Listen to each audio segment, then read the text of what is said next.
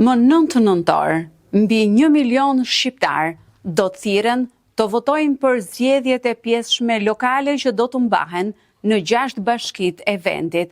Padyshim që gara më interesante dhe më shumë vëmendje është ajo e kryeqytetit, por një garë të rëndësishme ofron edhe qarku i Elbasanit, përkatësisht në bashkinë e Ecerrikut.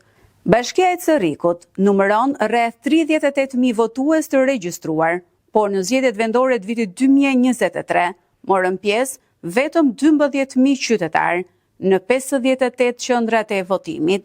Kjo bashki shkon në zgjedhje të pjesshme pas emërimit të ish kryebashkiakut Andi Salla në postin e ministrit të bujqësisë.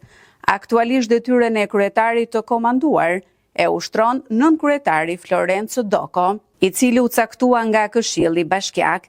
Tradicionalisht e konsideruar një bastion i sumajtës, gara në Ecerrik pritet të jetë mosfiduese për opozitën.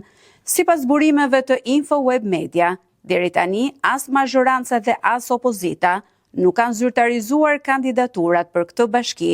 Burime nga Selia Blu bëjnë me dije se janë zhvilluar takime paraprake dhe janë diskutuar disa emra, por nuk është arritur ende një dakordësi përfundimtare.